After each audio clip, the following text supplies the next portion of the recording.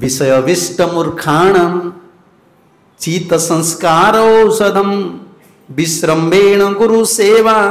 वैष्णव उचिष्ट भोजनम आम नाम करें बस एकुटिया नाम कर बापा तुम गुरु सेवा छाड़े कर कहीं से कहले विषय आविष्ट मूर्खाणम विषय जी आविष्ट जो मूर्ख मैंने अच्छा चित्त संस्काराणाम औषधम चित्र तो संस्कार नहीं तुम जिते बुझा सुझा जहाँ कर सी सब नाम करते जहाँ करते पुणी जो से विषय को भोगे सीधा औषधिटा कौन विश्रम्भेण गुरु सेवा